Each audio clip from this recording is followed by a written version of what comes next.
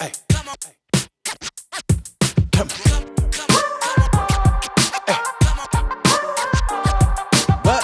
Here we go, here we go, here we go now. Hey, let's chit chat, this is the show now. Come on. Bad black mama's gonna let you know now. Here we go, here we go, here we go. Come on. Let's chit chat, let's chit chat, let's chit chat, sis. Hey, what's up? Let's chit chat, let's chit chat, let's chit chat, sis. Hey. Well, we're here today because we're going to talk about caretaking, and I think that not just caretaking, but who takes care of the caretakers. Which I think all of us are experiencing it because if people don't know, I actually take care of my disabled cousin. I've been doing it for almost 2 years. I also take care of my disabled daughter. What I mean, she's functioning, but I still have to take care of her. I've had a conversation with my brother, because my mother is really up in age. Thank God that she's here with us. But I know there'll be a time where I'll have to do even more than what we do now for her because my mom is in her mid 80s now. But I can tell you that for myself, even taking care of my cousin, um, it can be emotionally and physically draining. Mhm. I love him with all my heart. He has a past where he has been totally overlooked, and now we give him all kind of love. You know what I mean, and make sure he's in good health. But sometimes I feel like making that doctor's appointment, taking him to his therapist, making sure he has the right food he needs to eat. That I avoid taking care of the things that I need to take care of, and I must put myself in that higher echelon because guess what? If I am not around, to take care of them, then that's going to be passed down to somebody else, and we don't know how that's going to go.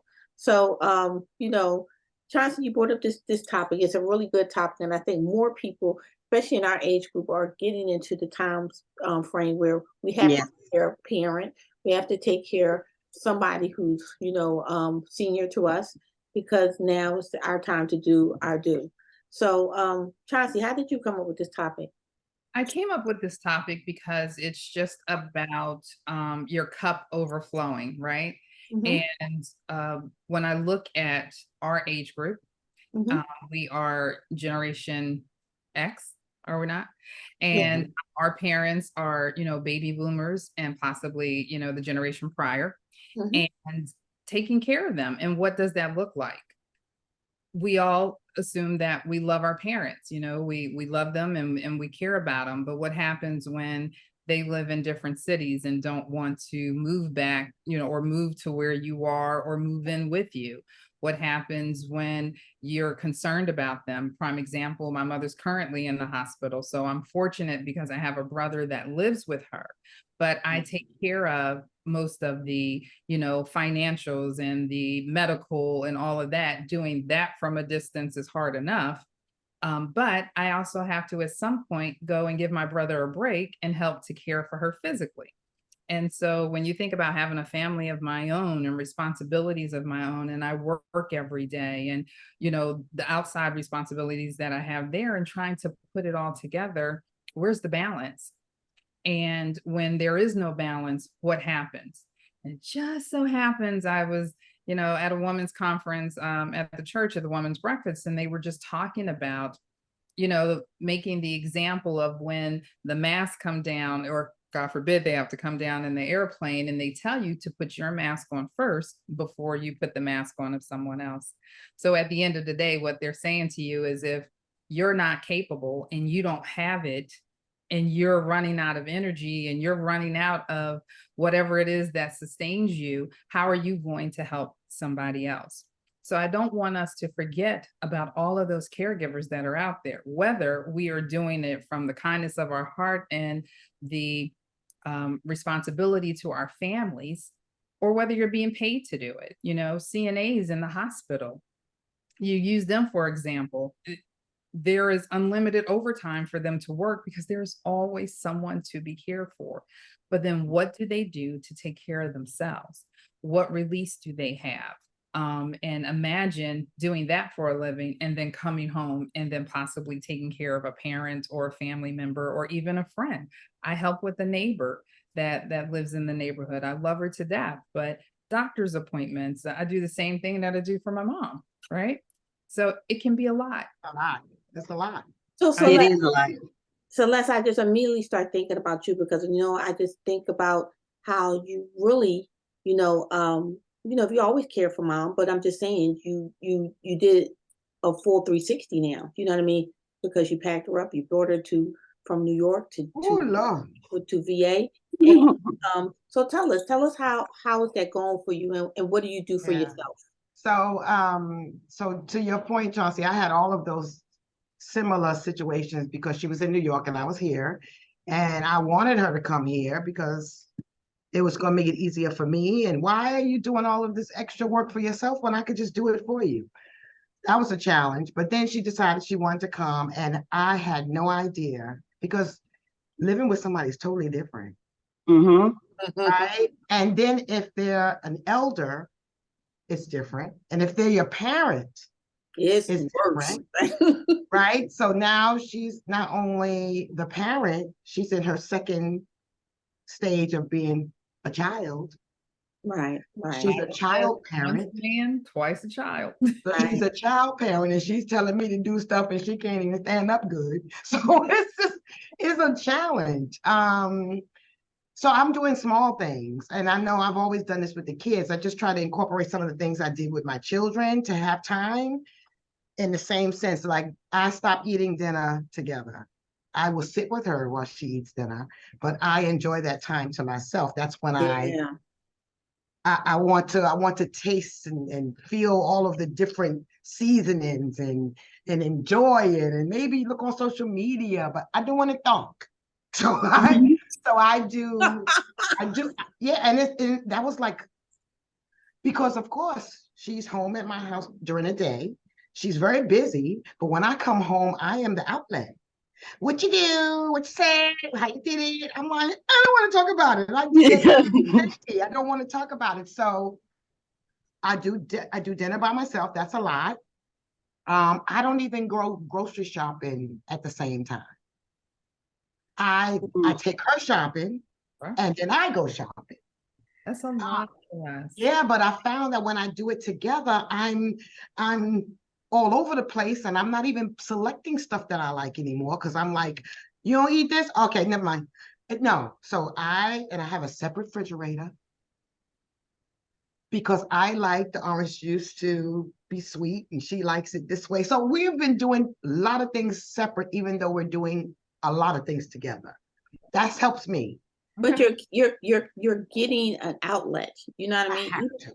Even down to the little smallest things. I just like when you just said that you have a separate refrigerator, because like my cousin's food is in a separate refrigerator because just the little thing that helps them feel engaged, we put it there. Just like when you were with your kids, you know what I mean? You were teaching them how to be self-sufficient and feed on their own. You put things in the bottom of the refrigerator with a cup of milk so they can fix cereal. So we do little things because even though they don't really have their independence in that same right, they still want to feel that you haven't taken this from them and they're not childlike.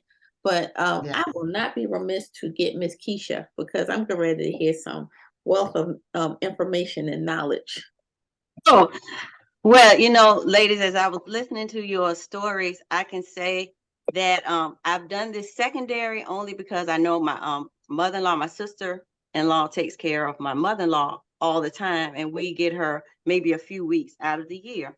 And so I totally understand and get all of those things. So I was thinking about, as I was reading this article, and it was from Psychiatric Times. .com. And one thing it said about caregivers, and they said they comprise a invisible workforce that provides vital support to a growing number of individuals suffering from physical, psychological, or neurological complications. And so when I heard that, I said, why did they say invisible? Because you're doing things behind the scenes, Right. a lot of things behind the scenes that everybody else seems to be is seamless, but it's a lot. And caregivers, and I was just thinking about all the duties that you do: physical assistance, sometimes bathing, dressing, using the toilet, walking, managing their medications is a lot, paying their bills is a lot, providing transportation. Not only that, being an advocate for them at the doctor's office, giving emotional support, and as Celeste said, companionship. When you come home, what are you doing?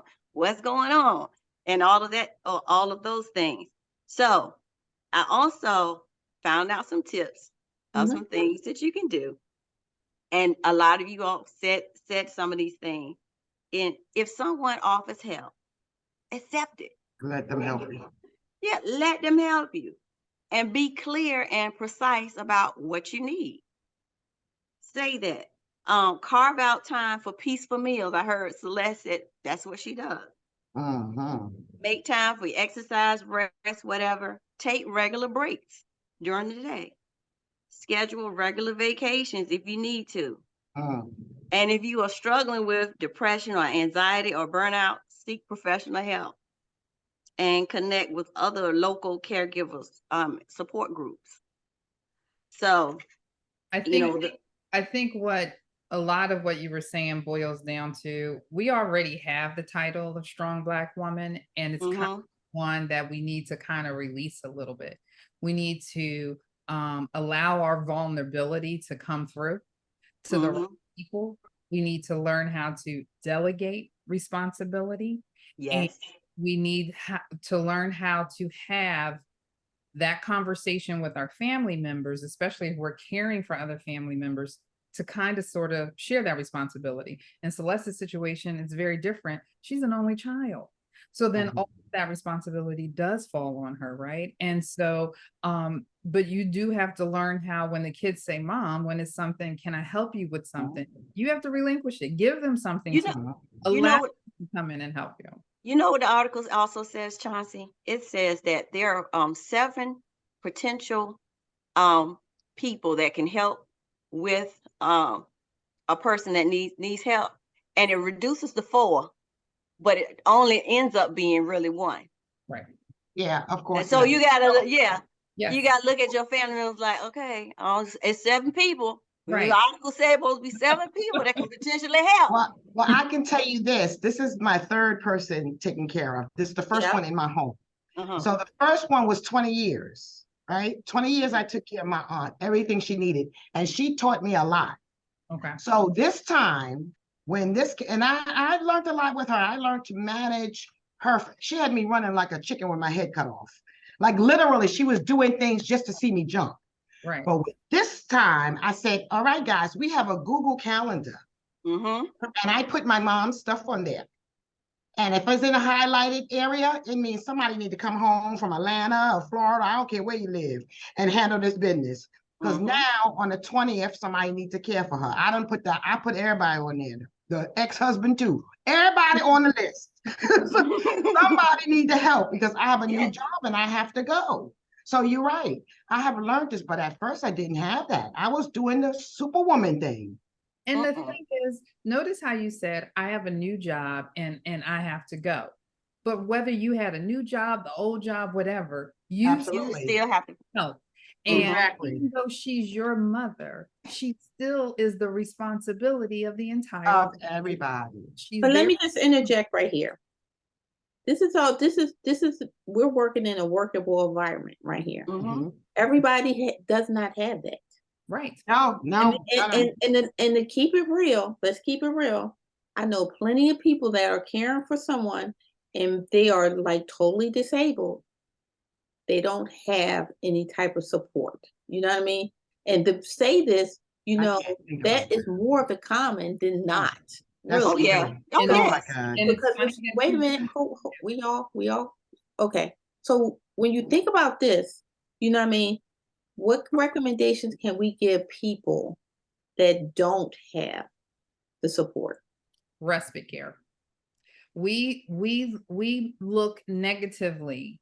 There is no perfect rehab facility, nursing home, respite care facility. There is no perfect one. None of them are going to look like your home and how clean you keep your home or whatever. Well, we don't want to assume what that person's respite care could be like. A good suggestion for respite care, right, but let's give other suggestions of things that may be more tangible. Like what can they do? Right, because guess what? Some people being cared for don't have access to respite care. Uh-huh. You know what I mean? Some But I people used to don't do, have access to medical needs I, medical health. I do things like this at home. And so my mom's not stable on her feet. I take care of everything, right? And I go, Mhm. okay, it's Friday.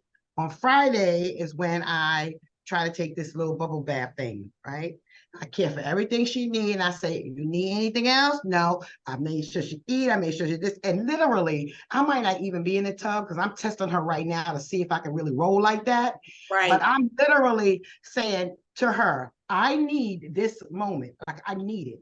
And I know that sometimes you can if you know you're taking care of people and you're making sure that they on their oxygen or they're doing that, but you have to take some moments, Yes. 15-minute breaks, 20-minute breaks, man, maybe tune them out for a couple of minutes. So Because if you you know don't, what But lose there's your a- mind. what I'm getting from you, Celeste, is that um you got a long history of caring for people, Mhm. and you learned a lot from caring for people, but you also learned to schedule and set barriers that And also boundaries. boundaries and barriers allows you to be able to have what Yes. you need. You know what I Yes. mean?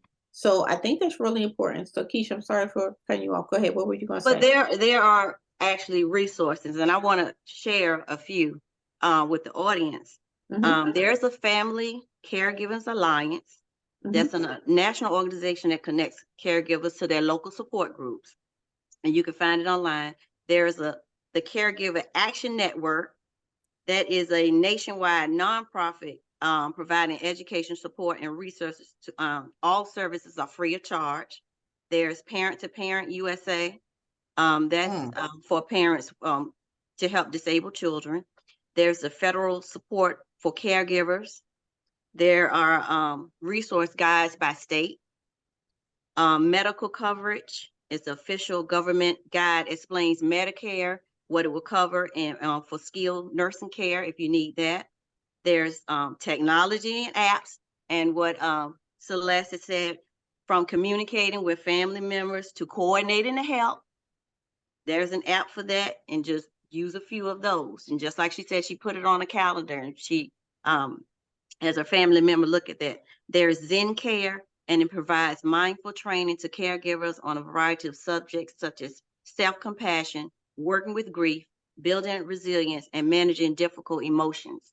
So Mhm. there's all types of resources that's available. And I'm going to need to Medicaid, get right? there to you because I want to definitely be able to post this when this episode Mhm. come out, because it's a good way for people to, have a step 1, 2, and 3. Because I think a lot of times, and when you think about people that just have to care, because it's not really an option. You know what I mean? Right. To care for someone. You know, when do you say when? I'm really tired, or I need a break. You know what I mean?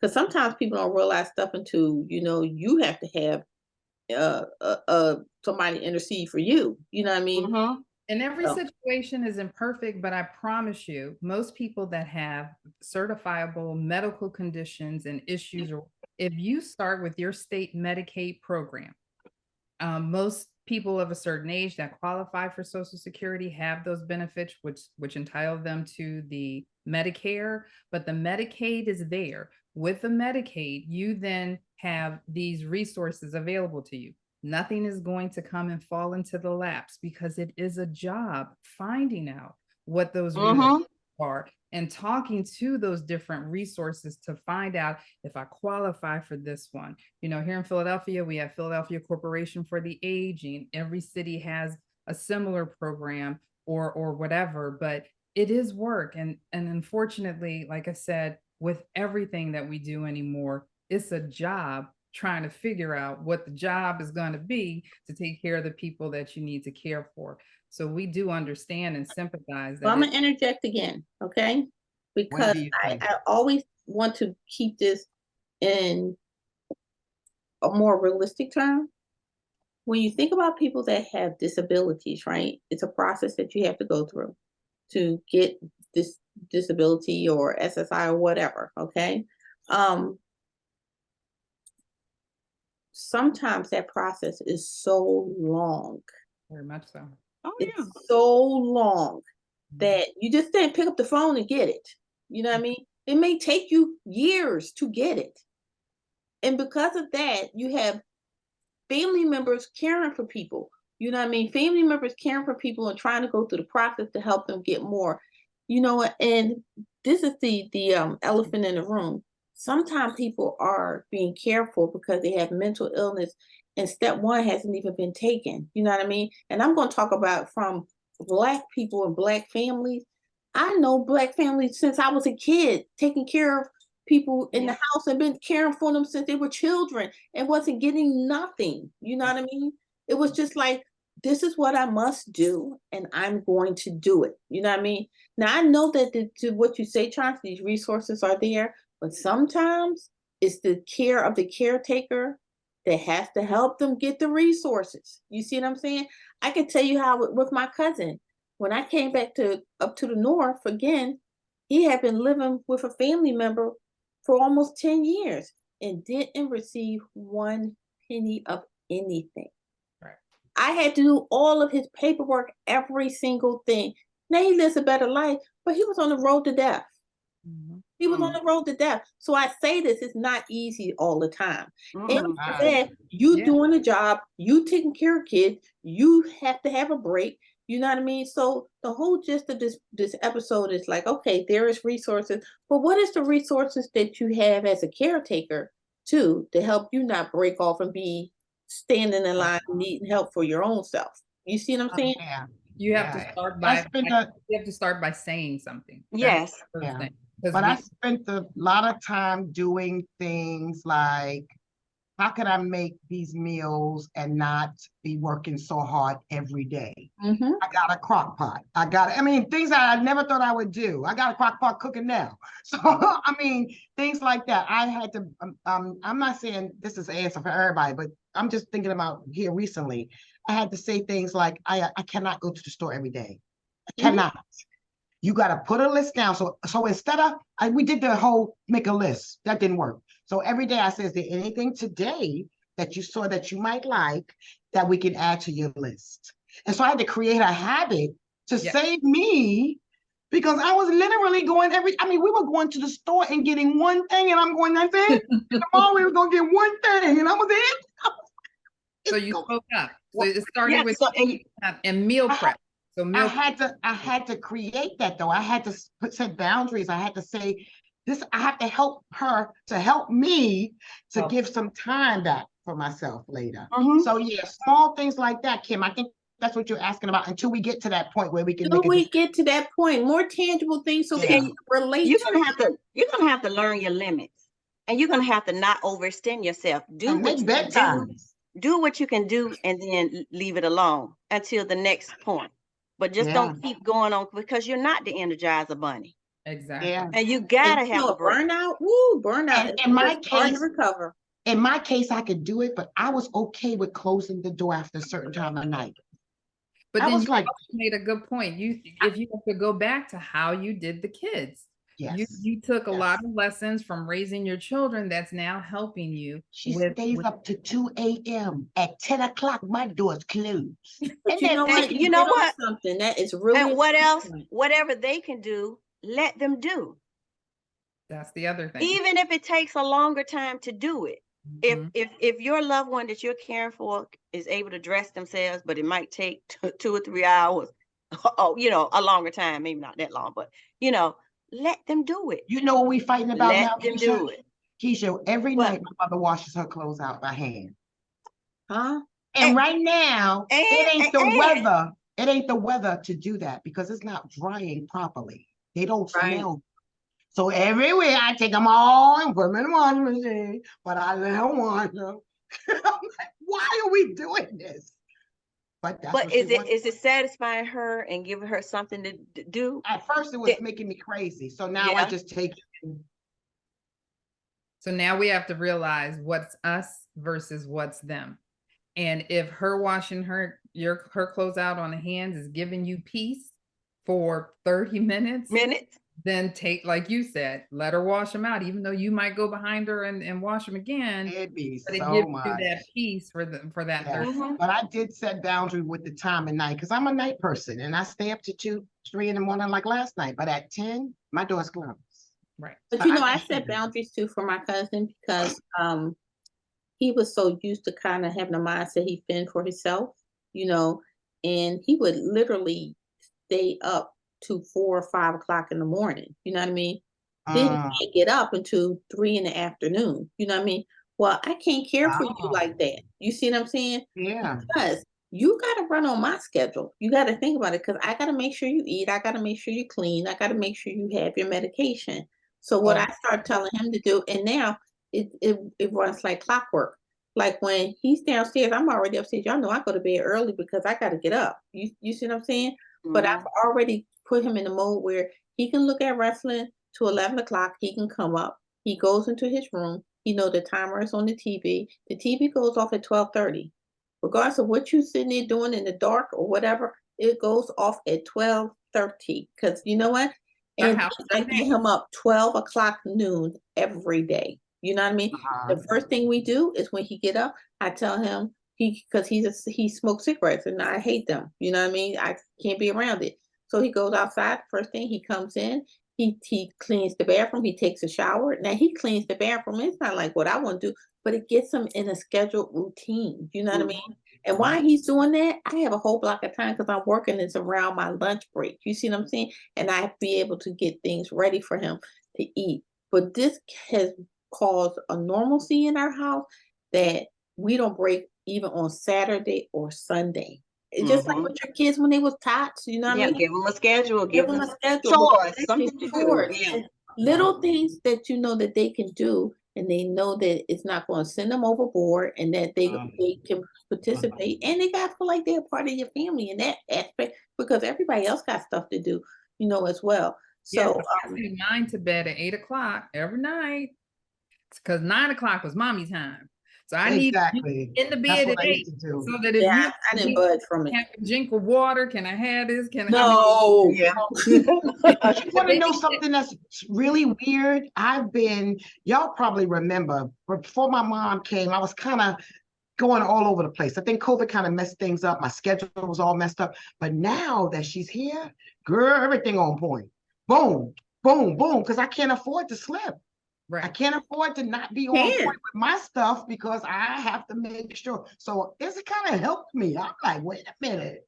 I Well, you paid that already? But isn't that the whole point though? on the Yes. positive The end. release Yes. is also sometimes caused by what you do yourself. You see what I'm saying? Mhm, Because mhm. guess And what? you know what? I would say too, prioritize what is important. You know, we have a long list of stuff we have to do in the daytime, but kind of cherry pick those things that are really necessary to do in order to keep your peace, Mhm. in order to keep your stress level down. And Absolutely. whatever can wait until the next day or not that important, learn how to release it for your sake. Y'all gonna think That's I a tip. miss my mother, but I don't. Let me No. just tell you, I don't. But let me tell you what I've been doing. Call the people on you. Yeah, certain time. She said no. She told me she was gonna call the senior citizen, the senior place. I said, what you gonna tell them? If they see how you living, they already know you lying. But so at a certain time of night, I want to keep the kitchen clean or whatever, keep it moving. She was like, I'm not hungry. That's okay. Clean the kitchen. I think I'm hungry. That's okay. Then she come tipping downstairs. I'm like, nah, I'm off duty. What I'm not fit to do is keep on jumping. No. So she stopped doing that. She was like, okay, I'm hungry now. I said, okay. Okay. Pushing the limits. Isn't that human nature? We Yeah. push the limits. But like Kimmy said, making sure that whatever schedule is according to what your schedule, it might take some As time much to as you can. readjust As them much as you can. to start it. But you have to be able to the one thing I appreciate about my neighbor, she says to me all the time, she's 88. She's like, I know you got a husband and you got a family. So there's sometimes I just don't even call you. And I'm like, but I'd rather say I can't come right now if it's not an Right. emergency than for you not to tell me or not to let Right. me know, right?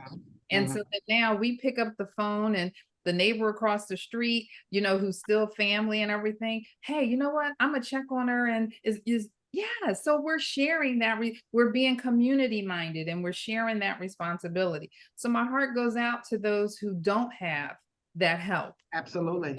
If you just say something to sometimes just saying it out loud also helps you to realize this is what I need to do. I need to change this. And I hope that everyone has an ear, a listening ear, because it just starts there, because that listening ear might be the person to say, hey, I know this organization and they might be able to help you. Mhm. They might be able to, do this for you.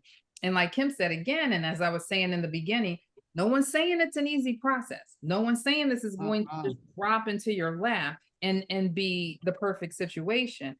It's work. All of it is work. But sometimes we have to do a little work or a lot of work to make things easier for us on the back end. Well, I Right. think this was a great episode, ladies. I think whoever gets to listen to it, they'll have a lot of takeaways. I hope people will share things that they're going through, and I may just put this out as a question on social media. What do you do as a caretaker to care for yourself? Because that's a really good question. So I may do that this week. But again, great episode. Final thoughts, Celeste? Everything I talk about is self-care, but the self-care is the important part to me. And it could be small, but we always think about it something elaborate, but it's not. It's something as simple as having some coffee on the back deck for 15 minutes, and that's your Right. thing. Right. Whatever you can find to do, or sit inside the bathroom a little longer, act like you got a stomach ache. I You like know, that one time. I do. yeah, just get the cool air on your backside and sit there for a little while. Exactly. Yeah, just self-care, lots of self-care. Chauncey? Just like with Celeste, whatever little thing just gives you joy. Some people it's the phone and going on social media or whatever for a few minutes. When the kids were small, I waited till midnight to take my bath so I wouldn't have little fingers under the door. What you doing? What's going on? You know what I mean? So, and I went to the market late at night so that they weren't with me, so that I would not be buying the stuff I should not be buying, and I can concentrate on my list and stuff like that. So you find what works for you, but more importantly, say something to someone. You just never know where your help might come from. You just never know. And So prayer. true. Let's pray that people become more receptive to help other people, especially to what you're saying, Chauncey, especially when you tell somebody. You may not ask direct for help, but if you tell somebody if you're going through something, I just hope that you have grace with people and help them. You know what I mean? That's important. Keisha? For caregivers, I would say be kind to yourself. Don't forget to pat yourself on the back for the great work that you're doing every day. Outstanding. All right, ladies. Well, another episode down in the books. Okay. So we'll have our new episode on Wednesday. I begin, so my days all confused, y'all. Like I'm like, what? This summertime is throwing me off because I have so much stuff to do. But we'll drop our new episode on Wednesday, and this was a great episode. You can catch us on our social media pages: Facebook, TikTok, Instagram, YouTube. I'm sure I'm forgetting one, but we're on every platform. So joining me today is Your girl Celeste. I'm Chauncey. And I'm Keisha. And I'm your girl, Kimmy. Have a good week on purpose, and we'll see you next week. Take care.